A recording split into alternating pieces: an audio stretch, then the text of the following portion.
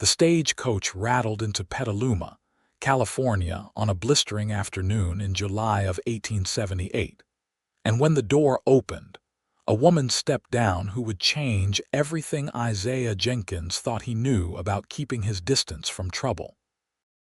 Isaiah had been leaning against the post outside the general store, hat pulled low against the sun, when he noticed her.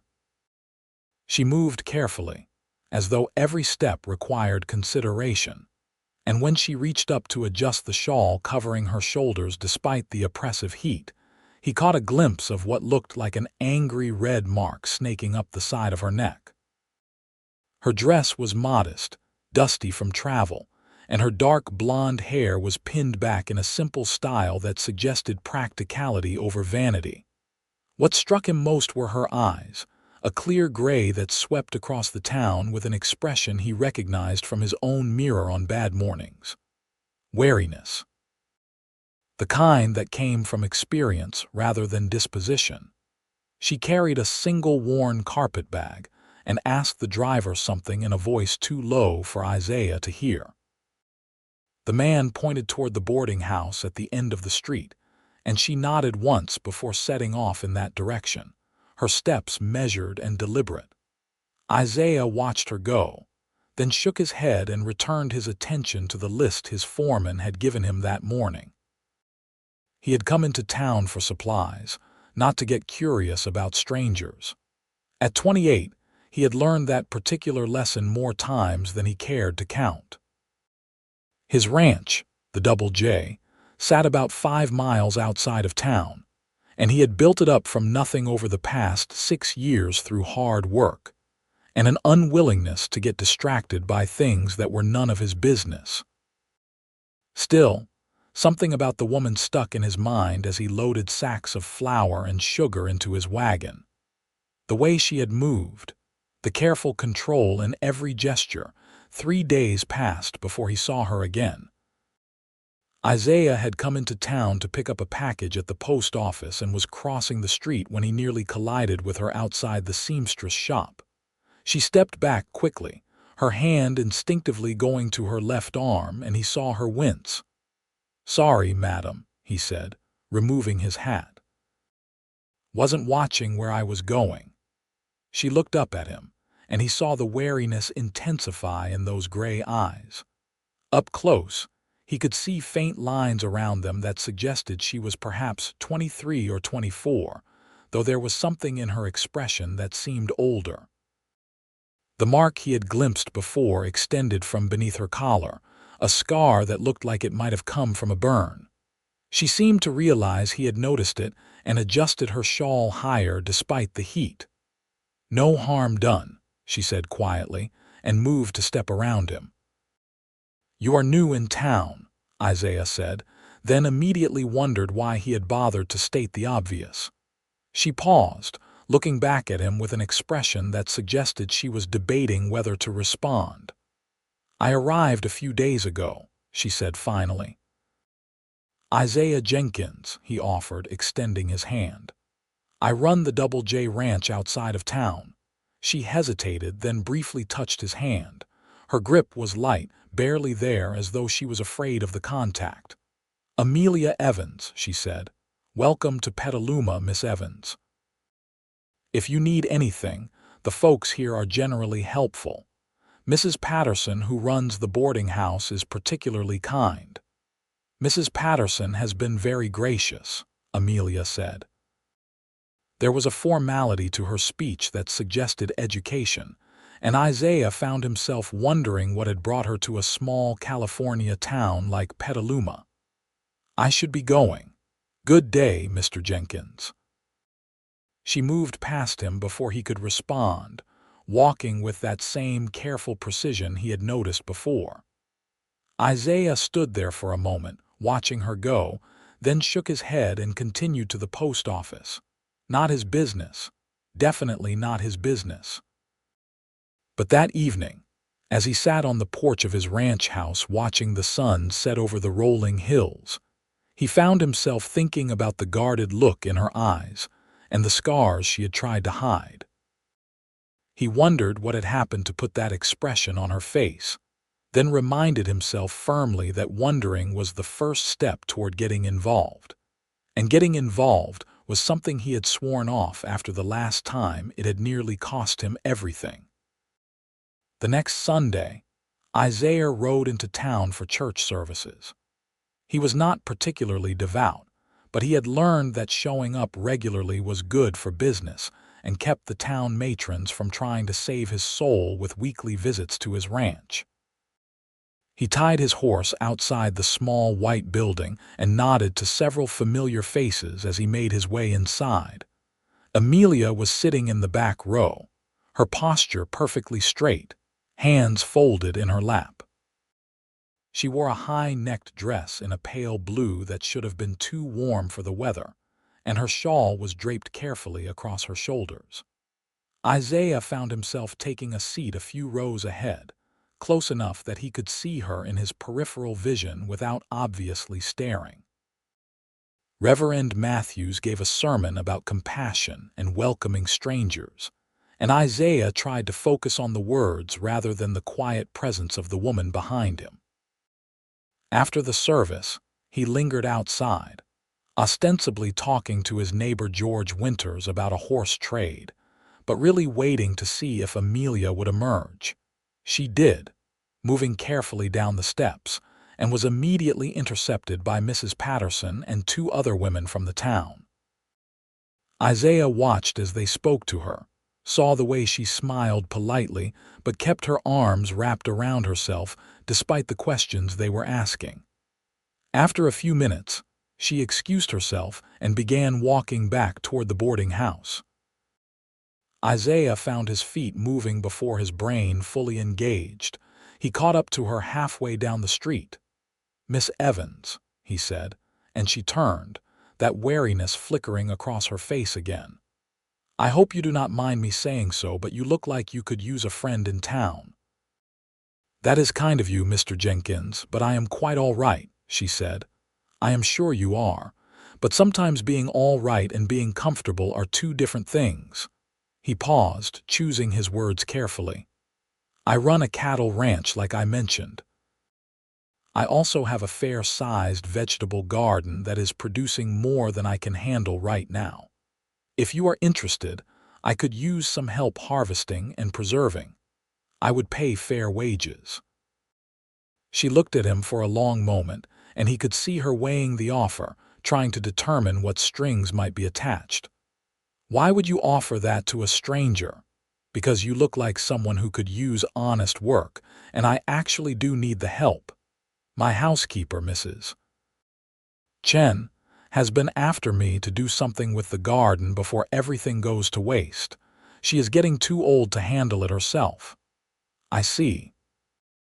Amelia glanced down at her hands, and Isaiah noticed they were rougher than he would have expected, with calluses that suggested she was no stranger to hard work.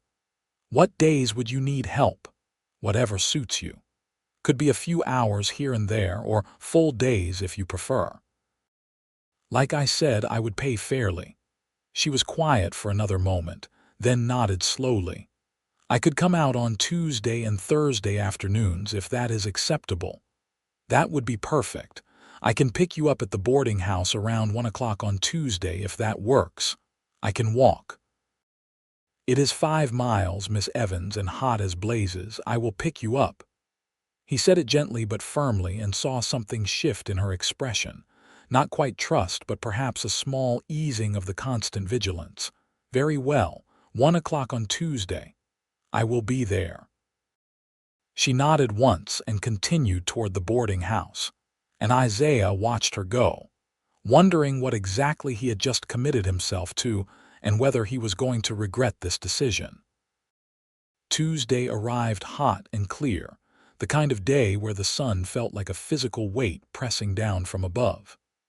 Isaiah drove his wagon into town, arriving at the boarding house precisely at 1 o'clock. Amelia was waiting on the porch, wearing a simple brown work dress and a wide-brimmed hat that shaded her face. She had a small bundle with her that he assumed contained water and perhaps some food. "Right on time," she said as she approached the wagon. "I try to be a man of my word." He offered his hand to help her up, and after a moment's hesitation, she took it. Her grip was stronger than he expected, and she pulled herself onto the seat with a practiced motion that suggested she had done this many times before. They rode in silence for the first mile, the only sounds the creaking of the wagon and the rhythmic plodding of the horses. Isaiah snuck a glance at her and saw that she was taking in the landscape with quiet attention, her gray eyes moving across the rolling hills dotted with cattle. "How long have you had the ranch?" she asked finally. "Built it up over 6 years. Started with just the land and a half-dozen cattle. Now I am running about 200 head and have a decent house, barn, and bunkhouse for the hands. That must have taken considerable work." "It did. Still does most days." He paused. "What brought you to Petaluma, if you do not mind my asking?" She was quiet for so long that he thought she was not going to answer. Then she said, "I needed a fresh start, somewhere no one knew me." There was something in her tone that discouraged further questions, so Isaiah let it drop. They rode the rest of the way in silence, and when the ranch came into view, he saw her sit up a little straighter, taking in the neat buildings and the garden plot that sprawled behind the main house. "It is a fine spread," she said quietly. "Thank you. I am proud of it." He pulled the wagon up near the house and jumped down, then came around to help her. This time she took his hand without hesitation, though he noticed she still moved carefully as though something pained her. Mrs. Chen, his housekeeper, came out to meet them. She was a small woman in her late 60s, originally from China, who had come to California during the gold rush with her husband. After he died, she had taken work keeping house for various ranchers, and Isaiah had hired her 3 years ago. She ran his household with quiet efficiency and made the best dumplings he had ever tasted. "Mrs. Chen, this is Miss Amelia Evans. She is going to help with the garden." Mrs. Chen looked Amelia up and down with the assessing gaze of someone who had seen a lot in her years. Whatever she saw must have satisfied her, because she nodded and said, "Good. Too much food going to waste. Come, I show you." Amelia followed her to the garden, and Isaiah went to check on his men who were working with some new horses in the corral. But he found his attention drifting back to the garden throughout the afternoon, watching as Amelia moved through the rows of vegetables with Mrs. Chen, listening to instructions and nodding. When he checked on them an hour later, Amelia had removed her shawl and was working in just her dress, her sleeves rolled up. That was when he saw the scars clearly for the first time. They ran up both of her arms, old burn marks that had healed but left their signature in puckered skin and discolored patches. One particularly bad one ran from her left wrist almost to her elbow. She saw him looking and immediately reached for her shawl, but Mrs. Chen put a hand on her arm. "No need for that here," the older woman said quietly. "Too hot. Mr. Jenkins, he does not judge." Isaiah met Amelia's eyes and saw the challenge there, waiting for his reaction. He simply nodded once and said, "Mrs. Chen is right. No one here will think less of you for whatever happened. We all have our scars, Miss Evans. Some of them just show more than others." Something flickered across her face, an emotion he could not quite name. Then she nodded and returned to her work, leaving the shawl draped over a fence post. They worked until late afternoon, and Isaiah found himself impressed by how much they accomplished. Amelia moved through the garden with practiced efficiency, knowing instinctively which vegetables were ready to harvest and how to handle them. By the time the sun began its descent toward the horizon, they had filled several baskets with tomatoes, squash, beans, and cucumbers. "You have done this before," Isaiah observed as he helped her load the baskets into the wagon to take to the house. "My mother had a large garden. I learned young."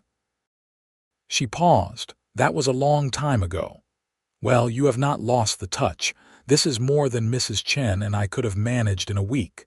She looked pleased at the compliment, a faint color rising in her cheeks. "I enjoyed it. It has been a while since I had my hands in good soil." Mrs. Chen insisted on feeding them before Isaiah drove Amelia back to town, so they sat at the kitchen table and ate a simple meal of chicken and rice with vegetables from the garden. Amelia was quiet during the meal, but Isaiah noticed she finished everything on her plate and accepted seconds when Mrs. Chen offered them. As they rode back to town in the gathering dusk, Isaiah found himself wanting to know more about this mysterious woman who had appeared in Petaluma with scars she would not explain. But he remembered the wariness in her eyes and decided that patience was the better approach. "Same time Thursday?" he asked as he helped her down from the wagon outside the boarding house. "Yes, that would be fine." She hesitated, then added, "Thank you, Mr. Jenkins, for the work and for not asking questions. Everyone has a right to their privacy, Miss Evans. And please call me Isaiah. Then you should call me Amelia." She gave him a small smile, the first real one he had seen from her, and it transformed her face entirely. For just a moment, he glimpsed what she might have been like before whatever had happened to leave those scars. "Good night, Amelia." "Good night, Isaiah." He watched her go inside, then drove the wagon back toward his ranch, wondering what story lay behind those careful movements and guarded eyes. Thursday came and went much like Tuesday. Amelia arrived ready to work, and they spent the afternoon in the garden, harvesting and weeding and preparing vegetables for preserving. She spoke little, but Isaiah found he enjoyed her quiet presence. She did not fill the silence with needless chatter, and when she did speak, her words were thoughtful and deliberate. Over the following weeks, a pattern developed. Amelia came out to the ranch twice a week, sometimes 3 times when there was extra work to be done. She and Mrs. Chen began the process of canning and preserving the garden harvest, filling the pantry with jars of tomatoes, pickles, and preserves. Isaiah found excuses to work near the house on those days, fixing fence posts that did not really need fixing or checking on horses that were perfectly fine. He noticed small things about her, the way she would unconsciously touch her left arm when she was nervous, how she flinched slightly at sudden loud noises. The fact that she never spoke about her past, always deflecting questions with polite but firm responses that made it clear the subject was closed. But he also saw her begin to relax, bit by bit. After the 3rd week, she stopped wearing the shawl at the ranch entirely, working in the garden with her scarred arms bare to the sun. She began to smile more often, and occasionally he would hear her laugh at something Mrs. Chen said, a bright sound that made him stop whatever he was doing just to listen. One afternoon in late August, Isaiah was in the barn repairing some tack when he heard a commotion from the direction of the house. He dropped the bridle he was working on and ran outside to find one of his horses, a young mare named Bess, who had gotten spooked by something, rearing and pulling at the rope that tied her to the corral fence. Amelia had been walking past with a basket of vegetables and was now standing frozen, her face pale, her hands trembling so badly that she dropped the basket. Isaiah got Bess under control quickly, speaking to her in low, soothing tones until the mare settled. Then he turned to Amelia and saw that she had backed up against the side of the house, her arms wrapped around herself, her breathing rapid and shallow. "Amelia," he said quietly, approaching slowly as though she were a spooked horse herself. "It is all right. The horse is fine. Everything is fine." She looked at him but did not seem to see him, her eyes focused on something else entirely. Isaiah stopped a few feet away, not wanting to crowd her. "Amelia, you are safe. Nothing is going to hurt you. Can you hear me?" Slowly, her eyes focused on his face. She took a shuddering breath, then another. Mrs. Chen had come out of the house and now stood nearby, her expression concerned but not intrusive. "I am sorry," Amelia whispered. "I do not know what happened, I just suddenly could not breathe." "You have nothing to apologize for," Isaiah said. "Come sit down for a minute. Mrs. Chen, could you bring some water?" He guided Amelia to the porch steps, and she sank down onto them, her head dropping into her hands. He sat down beside her, not touching but close enough that she would know he was there. Mrs. Chen brought water and Amelia drank it slowly, her hand still trembling slightly as she held the cup. They sat in silence for several minutes. Finally, Amelia said, "There was a fire. Where I came from, the horses panicked and knocked over lamps, and it spread so fast." She stopped, her jaw clenched tight. Isaiah waited, not pushing, letting her decide how much she wanted to share. "My husband started it," she said finally, her voice barely above a whisper. "He had been drinking. He was always angry when he drank. That night he was angrier than usual. I tried to leave to go to my sister's house, but he would not let me. He grabbed me, held my arms over the lamp flames." She looked down at her scars, her expression distant. "Then he knocked over the lamp and the curtains caught. Everything happened so fast. I got out, but he did not. They said he died from the smoke." The words hung in the air between them, heavy with implications. Isaiah felt anger rising in his chest, a hot fury at a man he had never met who had hurt this woman so badly. "I am sorry," he said quietly. "No one should ever have to go through that. The town blamed me, said I must have provoked him, that a good wife would have kept him calm.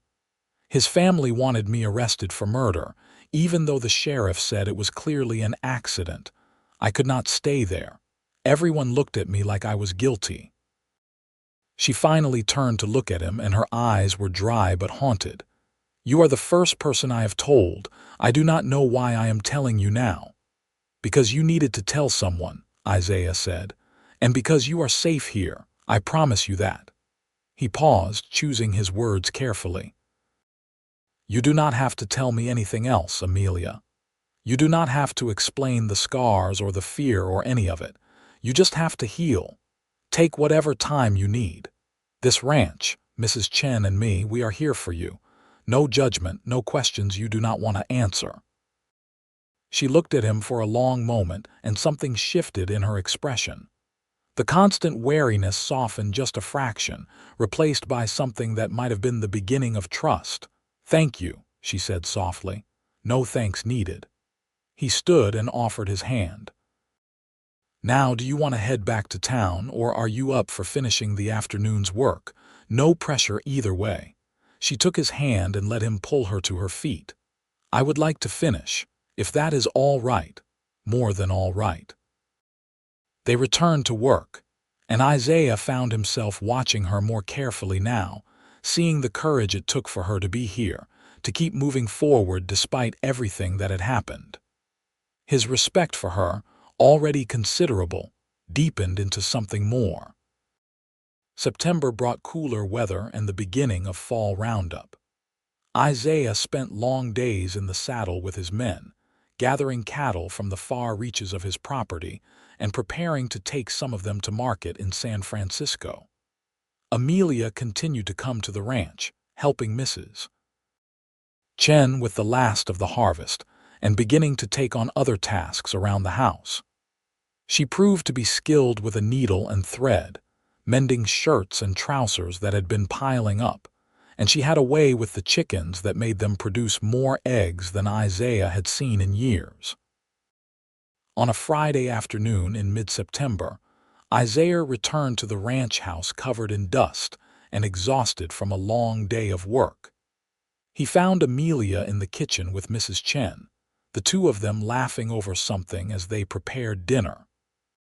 The sight stopped him in his doorway, this scene of domestic contentment that he had not realized he had been missing.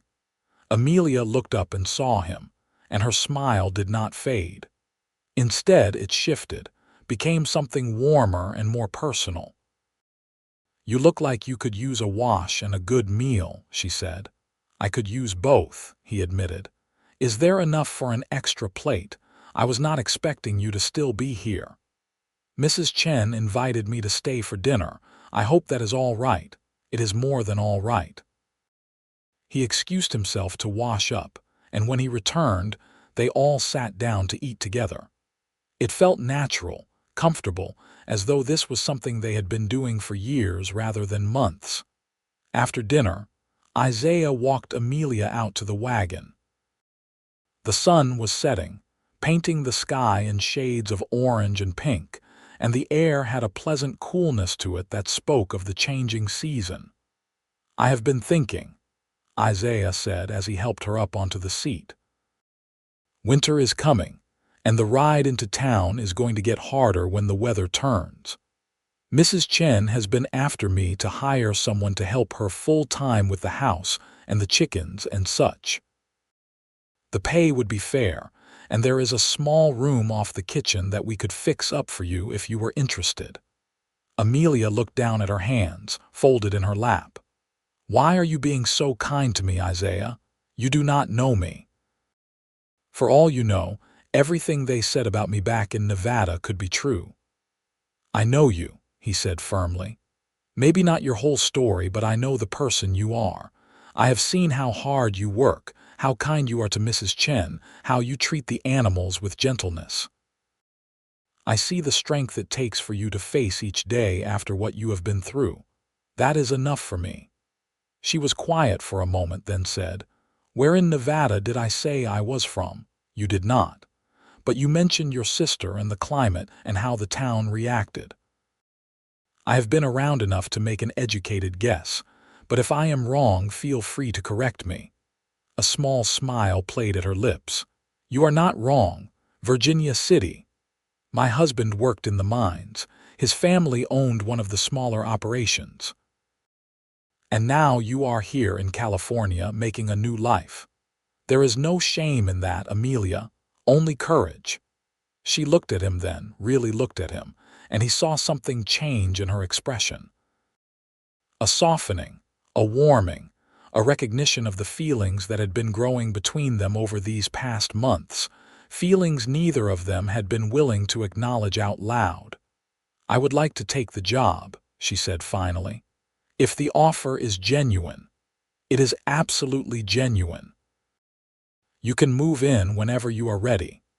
Give me a few days to settle things at the boarding house. I can be here Monday morning." Monday it is. He drove her back to town, and they talked about practical matters like what furniture she would need and whether Mrs. Chen would mind sharing her kitchen space. But underneath the practical conversation, Isaiah felt the current of something else, something that made his heart beat a little faster and his future seemed suddenly brighter than it had in years. Monday arrived with a cold wind that promised an early winter. Isaiah drove into town to collect Amelia and her belongings, which turned out to be surprisingly few. She had 2 bags of clothing, a small trunk containing what looked like books and personal items, and a quilt that she said her mother had made. "Is this everything?" he asked, surprised. "I left most of my things in Nevada. I wanted to travel light." She did not elaborate, and he did not press. They loaded everything into the wagon and headed back to the ranch. Mrs. Chen had spent the weekend preparing the small room off the kitchen, airing it out and adding a fresh coat of paint to the walls.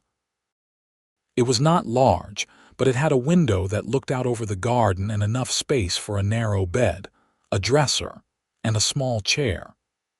"It is perfect," Amelia said when she saw it, and the genuine pleasure in her voice made Isaiah glad he had taken the time to help Mrs. Chen make it welcoming. She settled into life at the ranch with remarkable ease. She and Mrs. Chen worked together like they had been doing it for years, developing a rhythm that kept the household running smoothly. Amelia took over the chickens and started a small herb garden near the kitchen door. She proved to have a talent for cooking, and dinner became something Isaiah looked forward to, not just for the food but for the company. As the weeks passed, Isaiah found himself making excuses to come inside more often during the day. He would need a drink of water, or have to check on something in the pantry, or remember a question he needed to ask Mrs. Chen. Amelia would look up from whatever she was doing and give him a knowing smile, but she never called him on his obvious pretexts. They began taking evening walks together after dinner, strolling around the property as the sun set and the stars came out. At first, they talked about simple things like the weather and the cattle and plans for the spring planting. But gradually, the conversations deepened. Amelia began to share more about her past, small details that painted a picture of a life that had started with promise and ended in tragedy. "I was 18 when I married him," she said one evening as they walked along the fence line. "He seemed so charming at first, attentive, generous. My parents were hesitant, said I was too young, but I thought I knew better. I thought I loved him." "How old were you when the fire happened?" Isaiah asked gently. 23. 5 years of gradually realizing I had made a terrible mistake. She stopped walking and looked up at the stars. "The first time he hit me, I thought it was my fault. He said I had embarrassed him in front of his business partners. The first time he burned me, I thought if I just tried harder to be a good wife, it would not happen again. It took me years to understand that nothing I did or did not do would change him. He enjoyed hurting me." Isaiah felt that familiar anger rise up, but he kept his voice calm. "You survived him. That takes incredible strength. Some days I wonder if I really did survive, or if I am just going through the motions." She turned to look at him, and in the fading light her eyes were luminous. "But then I came here, and for the first time in years, I feel like I might actually be alive again. Like I might have a future that is not just about surviving, but about truly living." He reached out and gently took her hand, half expecting her to pull away. But she did not. Instead, she curled her fingers around his and held on. "You do have a future, Amelia, whatever you want it to be." They stood there in the gathering darkness, hands clasped, and Isaiah felt something shift between them. This was more than friendship, more than employer and employee. This was the beginning of something that both excited and terrified him. October brought the first frost and the last of the fall roundup. Isaiah took a dozen cattle to market in San Francisco, leaving his foreman Jack Thornton in charge of the ranch. He was gone for 5 days, and when he returned, he realized with some surprise that he had thought about Amelia almost constantly while he was away.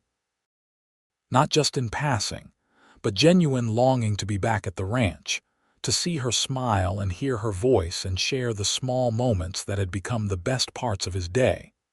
When he rode up to the house, it was late afternoon, and the smell of baking bread drifted from the kitchen window. He put his horse away and walked inside to find Amelia pulling loaves from the oven while Mrs. Chen prepared vegetables for dinner. "You are back," Amelia said, and the pleasure in her voice was unmistakable. "How was the trip? Profitable but long. I am glad to be home." The word felt significant somehow, weighted with meaning beyond the simple description of a place. This was home now, not just because of the land and the house he had built, but because of the people in it.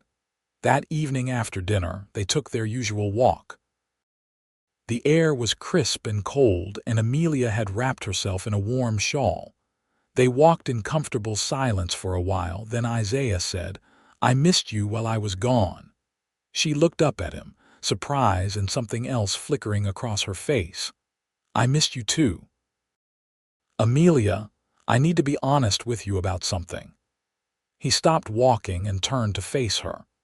"These past few months, getting to know you, spending time with you, I have developed feelings that go beyond friendship or simple respect. I care about you deeply. More than I probably should, given that you are still healing from what you went through." She was quiet, her expression unreadable in the moonlight. Then she said, "What if I told you that I have been developing feelings for you as well? Would that change things?" His heart kicked hard against his ribs. "It would change everything, but I do not want to rush you or make you feel pressured. You have been through hell, and you deserve time to find yourself again without someone else complicating matters." "You are not complicating matters, Isaiah. You are the first person in a very long time who has made me feel like I might be worth something, like I might deserve kindness and consideration." She stepped closer to him, close enough that he could see the determination in her eyes. "I am not the same person I was when I arrived here. Being on this ranch, working with you and Mrs. Chen, feeling safe for the first time in years, it has helped me remember who I used to be before my husband tried to break me. I am still healing, yes, but that does not mean I am not capable of recognizing something good when I see it." "And what do you see?" he asked softly. "I see a man who offered me work when I needed it, who did not ask questions when I was not ready to answer them, who made me feel safe without ever making me feel weak. I see someone I could fall in love with if I let myself." Isaiah reached up and gently cupped her face in his hands, giving her every opportunity to pull away. But she did not. Instead, she leaned into his touch, her eyes closing briefly. "I am already falling in love with you," he said. "Have been for a while now, if I am being honest. But I need you to know that there is no pressure, no expectations. We can take this as slowly as you need. I am not going anywhere." She opened her eyes and looked at him with an intensity that took his breath away. "Then kiss me, Isaiah, please." He lowered his head slowly, giving her time to change her mind, but she rose up to meet him halfway. Their lips met in a kiss that was gentle and tentative at first, a question and an answer all at once. Then it deepened, became something more certain, and Isaiah felt like something that had been locked inside him for years suddenly broke free. When they finally pulled apart, both of them were breathing hard. Amelia rested her forehead against his chest and he wrapped his arms around her, holding her close. "I am scared," she whispered. "I am scared of feeling this much for someone again. What if I am making another mistake?" "You are not," he said firmly. "I am not him, Amelia. I will never hurt you like that. I would rather cut off my own hands than raise them to you in anger. I know. I do know that, but fear does not always listen to logic. Then we will work through the fear together. One day at a time, one moment at a time. There is no rush." She pulled back enough to look up at him, and in the moonlight he could see tears on her cheeks, but she was smiling. "One day at a time," she repeated. "I think I can do that." They walked back to the house hand in hand, and when they said good night at her bedroom door, Isaiah kissed her again, soft and sweet, a promise of more to come when she was ready. November settled over the ranch like a cold blanket, bringing rain and wind that kept everyone close to the house.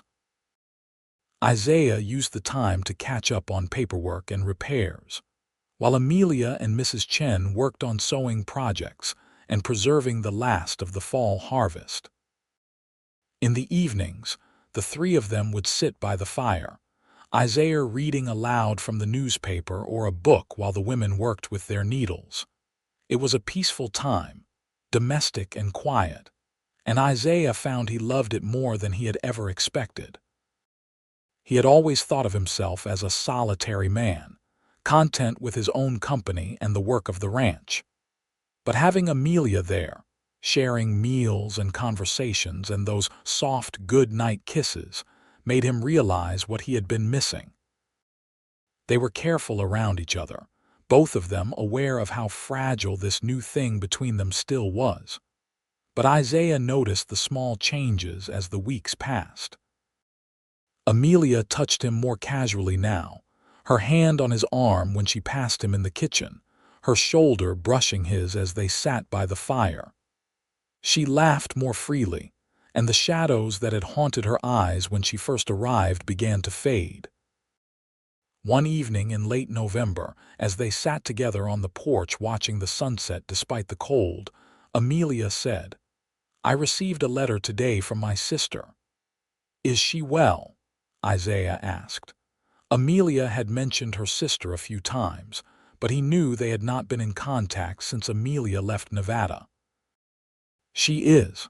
She apologized for not standing up for me after the fire, said she was scared of what her husband would say, but that she has regretted it every day since." Amelia's voice was neutral, but Isaiah could hear the hurt underneath.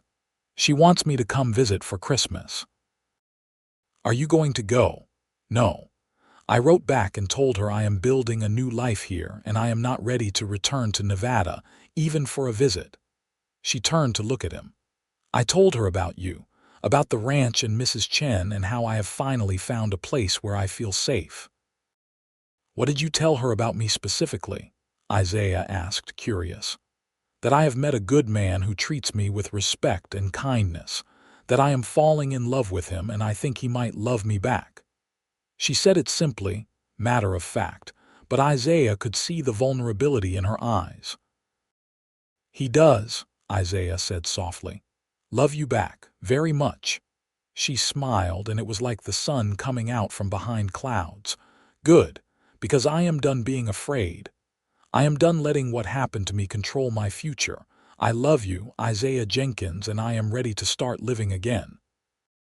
He pulled her into his arms and kissed her, deeper than before, with all the emotion he had been holding back.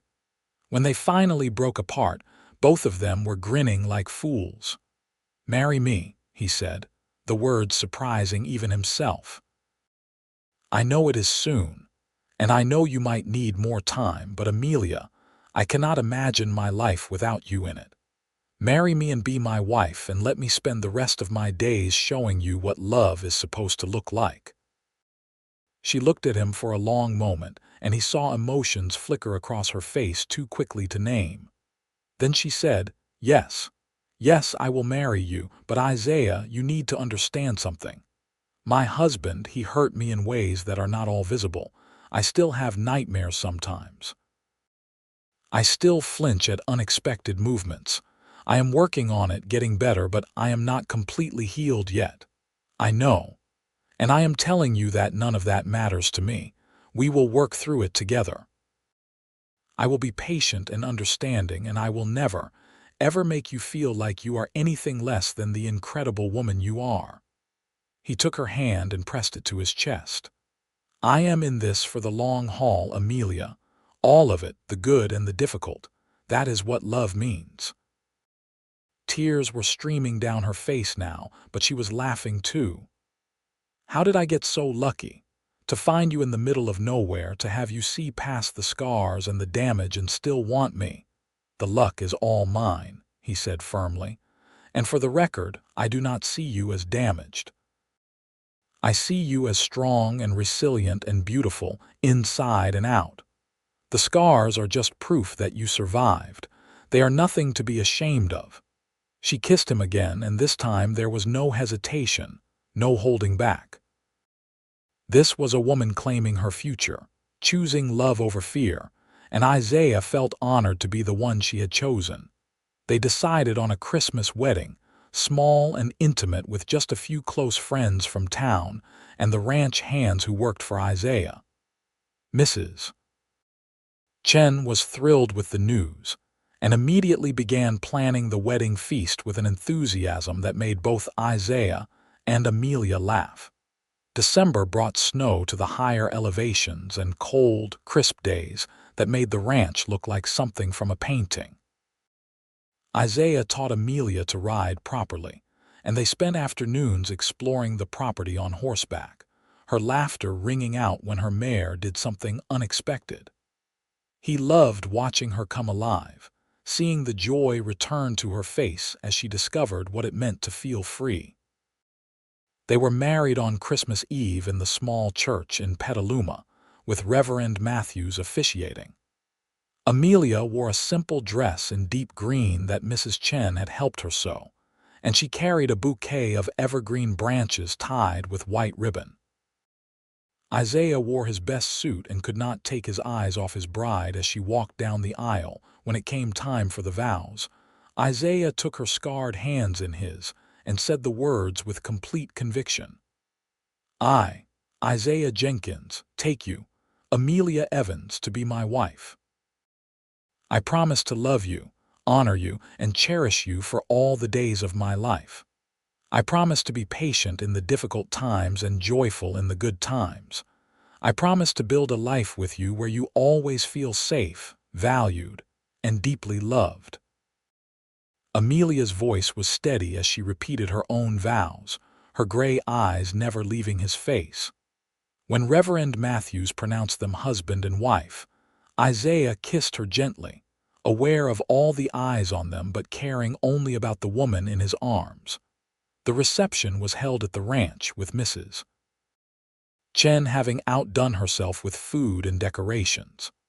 The ranch hands took turns congratulating Isaiah and telling Amelia stories about what he had been like before she arrived, most of which made him groan in embarrassment and her laugh in delight. As the evening wore on and the guests began to drift away, Isaiah found himself standing with his wife on the porch, watching the stars come out one by one. "Are you happy?" he asked, wrapping his arms around her from behind. "Happier than I ever thought I would be again," she said, leaning back against him. "Thank you for being patient with me, for giving me time to heal and trust again. You do not have to thank me for that. It was a privilege to watch you heal, to be part of your journey back to yourself." She turned in his arms to face him. "I am nervous," she admitted. "About tonight, I want you, but I am scared too. My husband, he never cared if I wanted him or not. It was something he took, not something we shared." Isaiah cupped her face gently, making sure she was looking at him. "Then we take this at whatever pace you need. There is no rush, no expectations. We have the rest of our lives, Amelia. Tonight, tomorrow, whenever you are ready. I am not going to pressure you or make you feel like you owe me anything." Relief flooded her face. "You really mean that?" "I absolutely mean it. This is supposed to be about love and connection, not obligation. So why do not we just go to bed and we will figure out the rest as we go?" She kissed him softly. "I do want to try. Just please be patient if I need to stop or slow down. Always." They went inside, said good night to Mrs. Chen, who was still cleaning up, and went to the bedroom they would now share. Isaiah had moved his things into the larger room at the front of the house, and Mrs. Chen had filled it with candles and fresh flowers for the occasion. What followed was tender and slow, with Isaiah constantly checking in, making sure Amelia was comfortable, never pushing beyond what she was ready for. There were moments when she tensed up, old memories intruding, but each time Isaiah stopped, held her, reminded her where she was and who she was with until she relaxed again.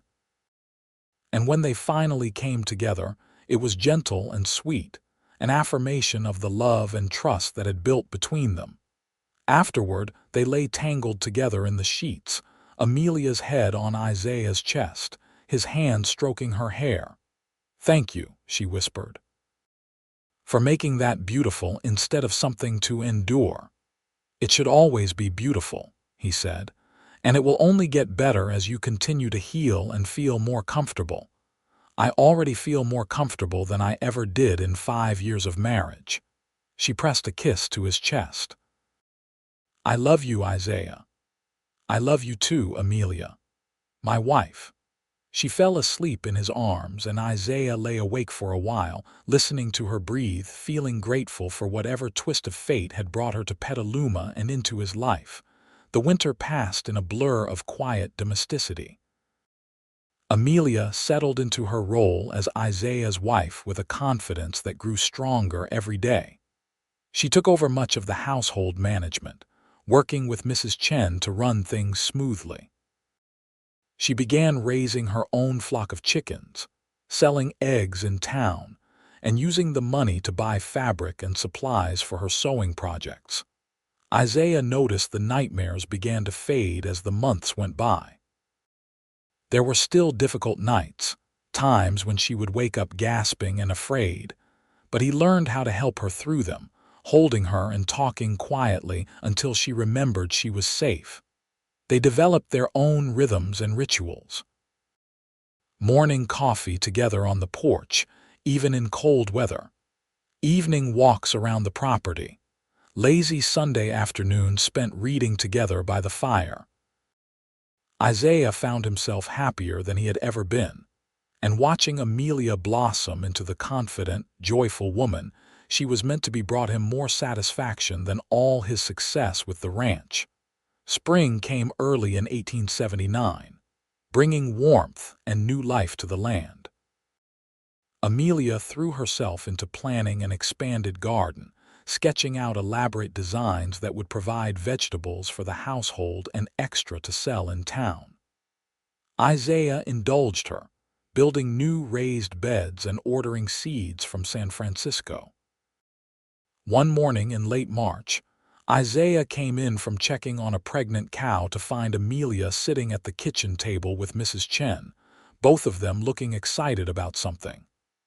"What is going on?" he asked, kissing the top of Amelia's head. "I am with child," she said, looking up at him with joy and nervousness warring on her face. "Mrs. Chen helped me confirm it this morning. I am about 2 months along, I think." Isaiah felt like someone had punched all the air out of his lungs. He sank into a chair, staring at his wife with wonder.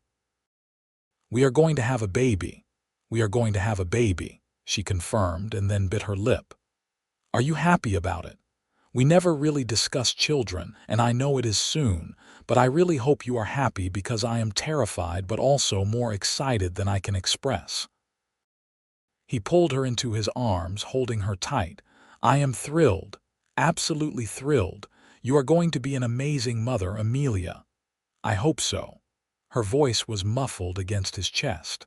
"I am scared I will not know what to do, that I will make mistakes. All parents make mistakes. But our child will be loved and safe and cherished, and that is what really matters." She pulled back to look at him, tears streaming down her face.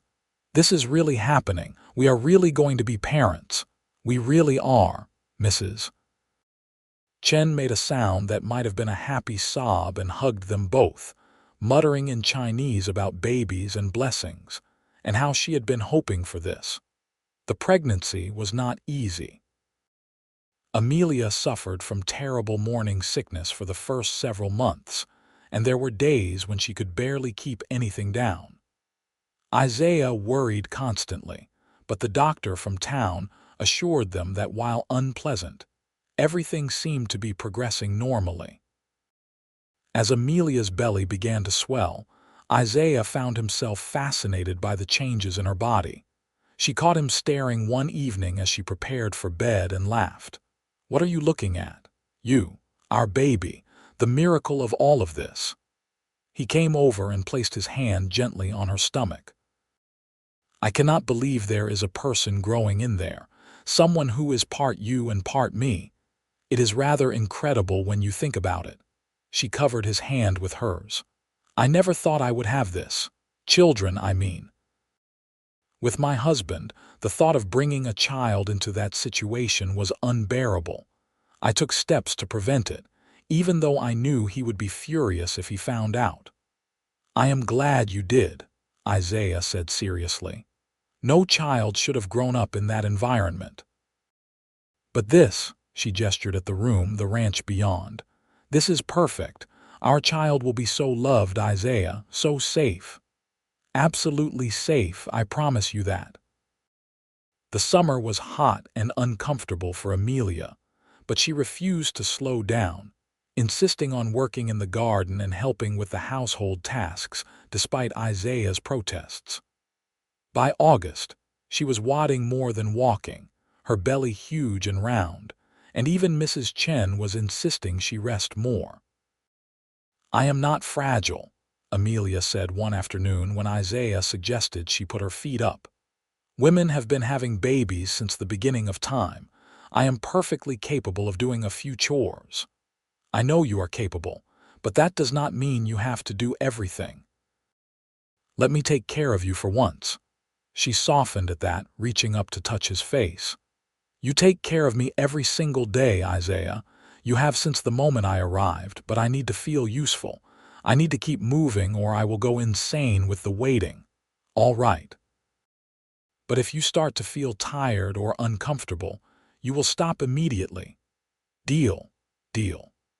Their son was born on a cool evening in early September, arriving after a long and difficult labor that left Isaiah feeling helpless and terrified. The doctor had come from town, and Mrs. Chen assisted, while Isaiah paced the front room and listened to Amelia's cries through the walls. When it was finally over and he was allowed into the bedroom, he found Amelia exhausted but radiant, holding a tiny bundle wrapped in blankets. She looked up at him with tears streaming down her face. "We have a son," she whispered. "A perfect, healthy son." Isaiah approached slowly, hardly daring to breathe.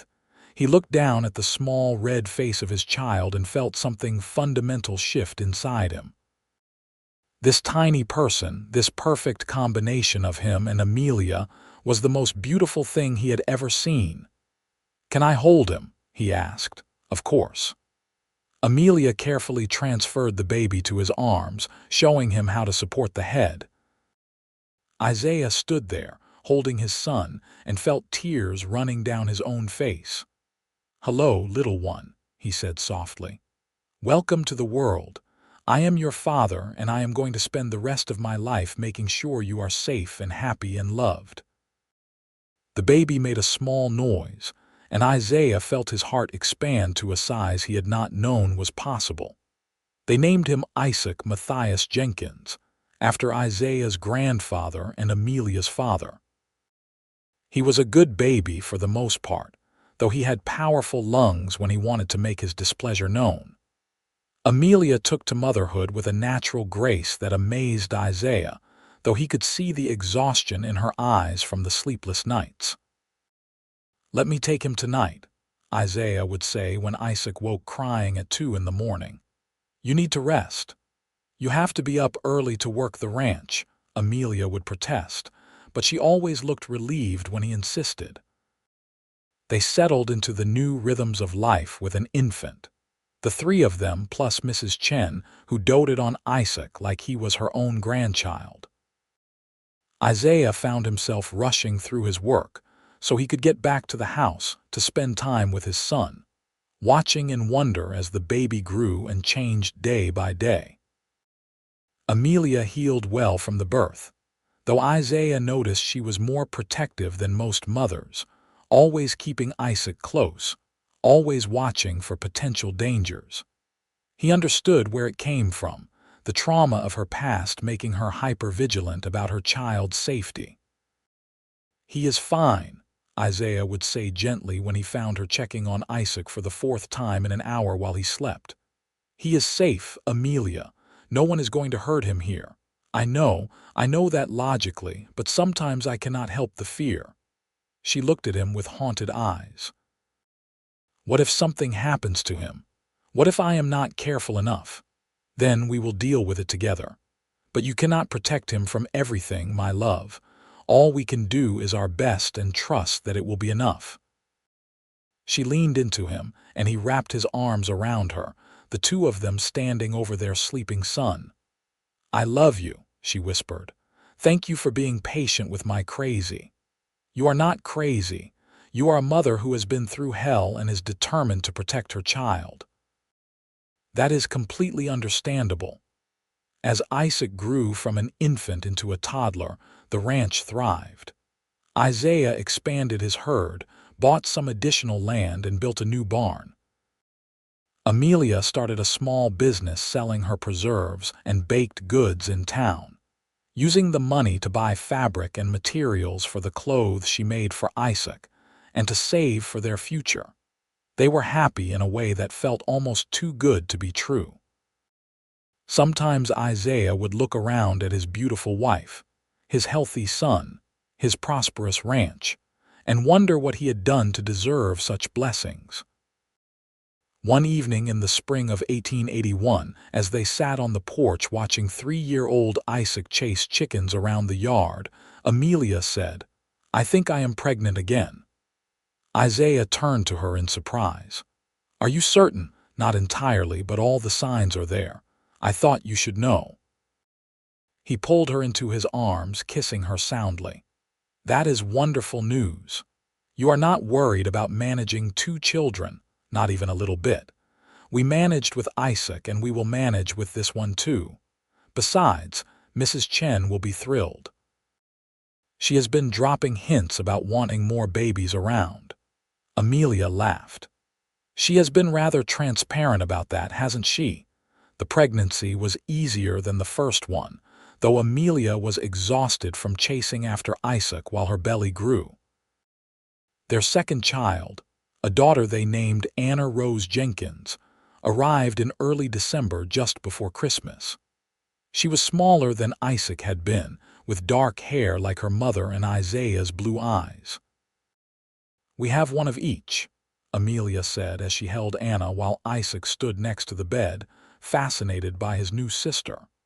"Our family is complete." Isaiah was not sure he agreed, thinking he would be happy to have a dozen children with Amelia, but he kept that thought to himself. 2 children and a busy ranch were plenty for now. The years passed in a blur of activity and joy. Isaac grew into a sturdy boy who loved the ranch and followed his father everywhere, eager to learn about cattle and horses. Anna was quieter, more contemplative, with a love of books and flowers that reminded Isaiah of her mother. Amelia continued to heal, the shadows of her past receding further with each passing year. She still had occasional nightmares, and there were still moments when something would trigger an old fear, but they became less frequent. She grew confident and strong, a force to be reckoned with in the household and in the town. Isaiah watched her interact with other women at church and social gatherings, saw the respect she commanded, and felt proud of how far she had come from the frightened woman who had arrived with scars she would not explain. On their 5th wedding anniversary, they stood together on the porch as the sun set, the sounds of their children playing inside with Mrs. Chen drifting out through the window. "You ever regret it?" Amelia asked. "Taking me in, marrying me, taking on all my baggage?" Isaiah turned her to face him, making sure she was looking into his eyes. "Not for a single second. You and our children are the best things that ever happened to me, Amelia. Every day with you is a gift, even the hard days. Especially the hard days, because they remind me how strong you are and how lucky I am to have you as my partner." She kissed him, soft and sweet. "I love you so much. You saved my life, you know, not just by offering me work, but by showing me what love is supposed to look like. You gave me back myself. You saved yourself, my love.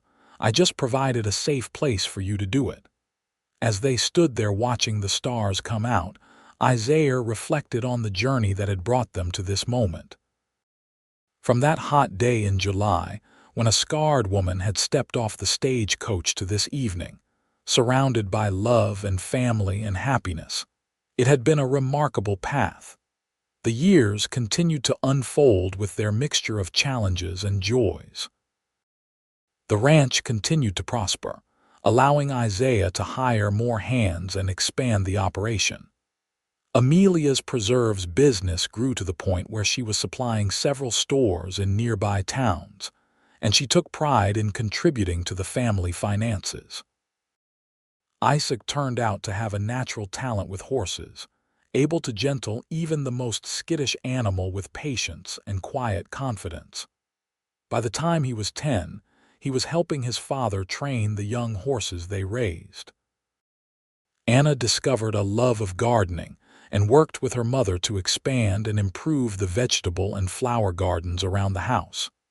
In 1886, when Isaac was 7 and Anna was 5, Amelia surprised Isaiah by announcing she was pregnant again. This pregnancy was unexpected but welcomed, and in early 1887 they welcomed another son whom they named Jacob Samuel Jenkins. "I thought our family was complete," Isaiah teased as he held his new son. "Apparently God had other plans," Amelia replied with a tired smile, "but I am not complaining. He is perfect." Jacob was a happy baby who grew into a cheerful toddler, bringing laughter and chaos to the household in equal measure. Mrs. Chen, now in her 70s but still spry and active, declared him her favorite, though she said the same thing about all the children. One afternoon in the summer of 1889, Isaiah came in from the fields to find Amelia sitting at the kitchen table, a letter in her hands and tears streaming down her face. His heart seized with fear. "What is wrong? Is someone hurt?" She looked up at him and shook her head. "No, nothing like that. It is a letter from my sister. Our mother passed away last month." Isaiah sat down beside her and took her hand. "I am so sorry, my love. I had not seen her in over 10 years. We exchanged letters occasionally, but after I left Nevada, I never went back. And now she is gone, and I never got to tell her about my life here, about you and the children." Fresh tears spilled over. "She died thinking I was still that broken woman trapped in a terrible marriage. She knew you had escaped that. You wrote to your sister about us, about the ranch. I am sure your sister told her. But it is not the same as being there, as letting her meet you and the children." Amelia crumpled the letter in her fist. "I was so focused on moving forward that I never looked back, never tried to mend those relationships." Isaiah pulled her into his arms, letting her cry. When the storm of grief had passed, he said gently, "You did what you needed to do to survive and heal. No one can fault you for that. And I am certain your mother understood wherever she is now." "I hope so. I really hope so." The grief hit Amelia hard for a few weeks, bringing up old memories and old pain. But with Isaiah's support and the demands of 3 active children, she gradually worked through it, emerging with a sense of peace about her past that she had not had before. "I realize now that I was running from my old life rather than embracing my new one," she said to Isaiah one evening.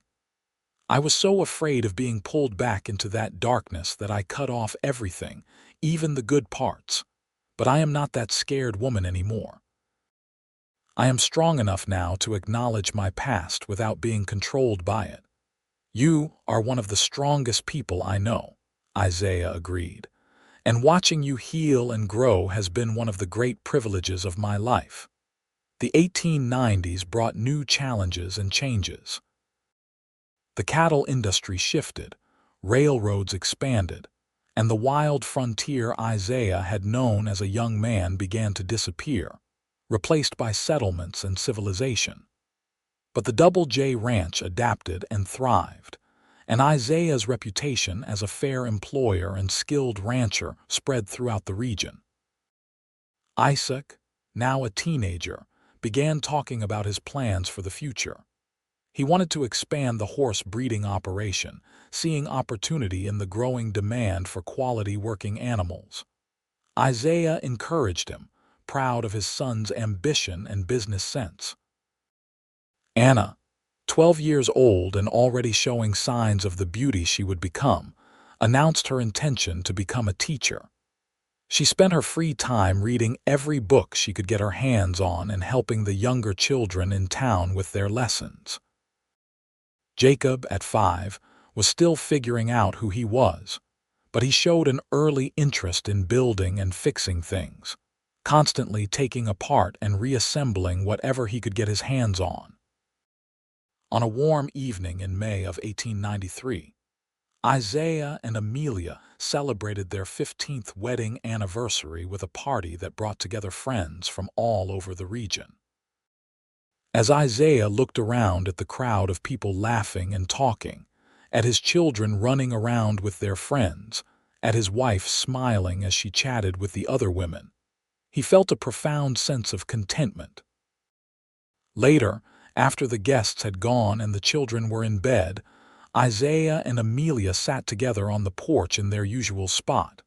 15 years, Amelia said wonderingly. It seems like yesterday and a lifetime ago all at once. Best 15 years of my life, Isaiah replied. And I am looking forward to the next 15 and the 15 after that, and however many more we are blessed with. When I arrived here, I never imagined this. I was just trying to survive, to find a place where I could breathe without fear. I never dreamed I would find love and family and happiness like this. You deserved all of it and more, Isaiah said firmly. You always did, even when you could not see it yourself. She leaned her head on his shoulder. Thank you for giving me time to heal. For not rushing me or pressuring me or making me feel like I had to be fixed before I was worthy of love. You were always worthy of love, Amelia. Always. They sat in comfortable silence, watching the stars wheel overhead, hands clasped together. The sounds of the ranch settling in for the night surrounded them, familiar and comforting. You remember what you said to me that first day I told you about the fire? Amelia asked softly. About how I did not have to explain my scars, I just had to heal. I remember. That was the moment I knew I could trust you. That was when I started to believe that maybe, just maybe, I could build a new life here. And look at what you built. Isaiah gestured to the house, the gardens, the ranch spread out before them. You took your pain and transformed it into something beautiful. You created a home, raised amazing children, built a business, and became a pillar of this community. That takes courage, Amelia. That takes strength that most people do not have. I had help. I had you believing in me when I could not believe in myself.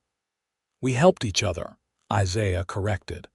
Before you arrived, I was just existing, working the ranch and going through the motions.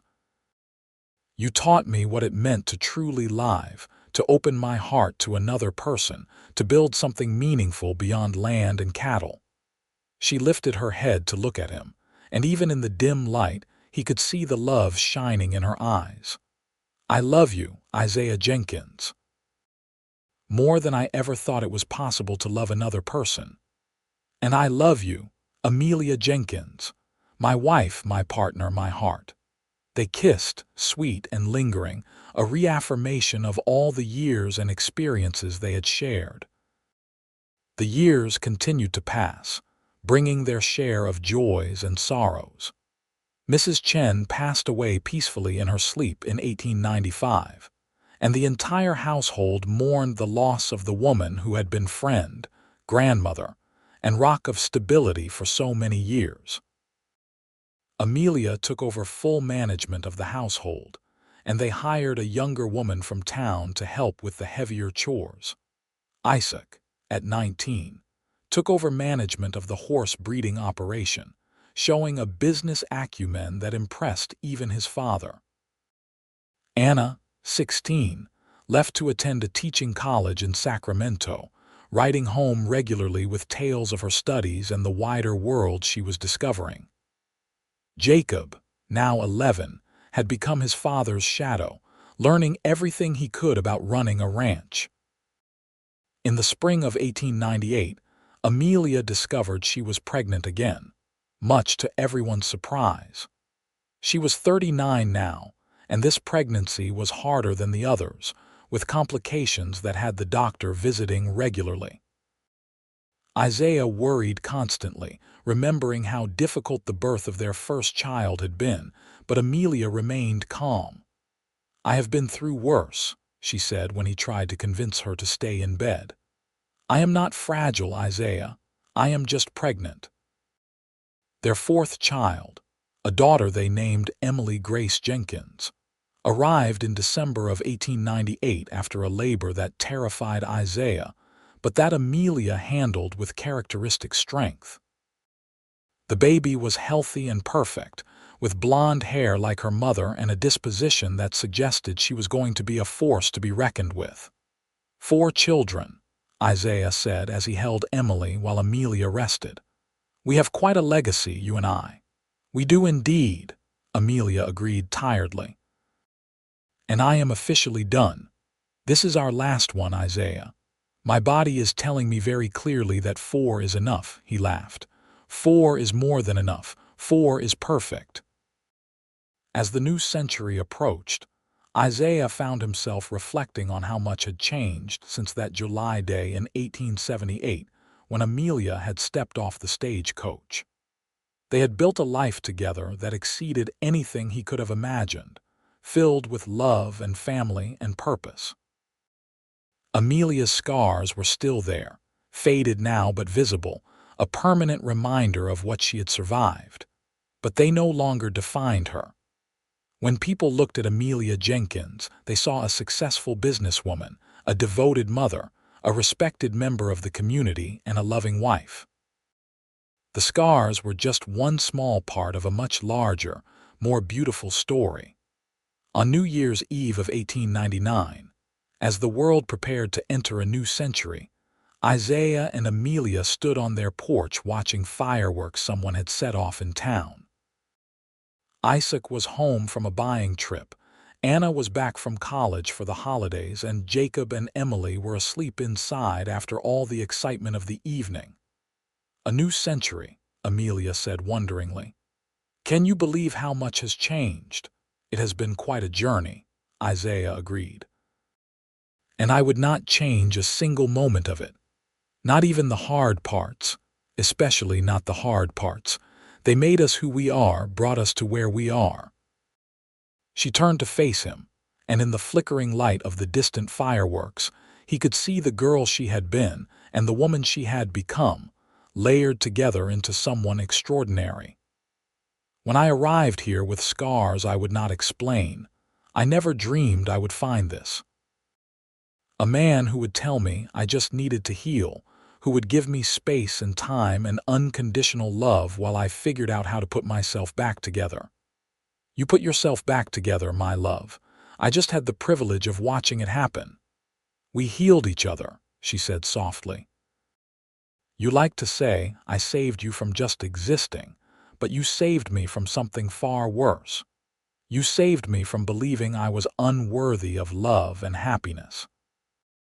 As midnight approached and the distant sounds of celebration grew louder, Isaiah pulled his wife into his arms and held her close, grateful beyond words for the life they had built together. "Here is to the next century," he said. "May it be as blessed as the last part of this one has been." "To the next century," Amelia echoed. "And to us, still standing, still strong, still deeply in love." They kissed as the clock struck midnight, fireworks exploding overhead, their children safe inside, their ranch prosperous around them, their love as solid as the ground beneath their feet. The years of their marriage had transformed them both. Isaiah had learned that strength came in many forms, that healing was not always linear, and that love required patience, understanding, and unwavering commitment. Amelia had learned that she was worthy of kindness, that her past did not define her future, and that it was possible to be happy again even after unimaginable pain. Together, they had built something lasting, not just a successful ranch or a family, though those things mattered. They had built a partnership based on mutual respect, trust, and a love that had been tested by fire and emerged stronger for it. As they entered the new century, the Double J Ranch stood as a testament to what could be accomplished through hard work and determination. But more importantly, it stood as a symbol of hope and healing, a place where a broken woman had found sanctuary and discovered that love could be gentle, that safety could be real, and that happiness was not just a distant dream but an everyday reality. Isaiah Jenkins had told Amelia Evans that she did not have to explain her scars, she just had to heal. In doing so, he had given her the greatest gift possible, the freedom to become herself again in her own time, at her own pace. And in return, She had given him a love that enriched every aspect of his life, children who made him proud, and a partnership that sustained him through good times and bad. Their story was not one of dramatic rescues or sweeping romantic gestures, though there was certainly love and romance in abundance. Instead, it was a story of quiet strength, persistent courage, and the transformative power of unconditional acceptance.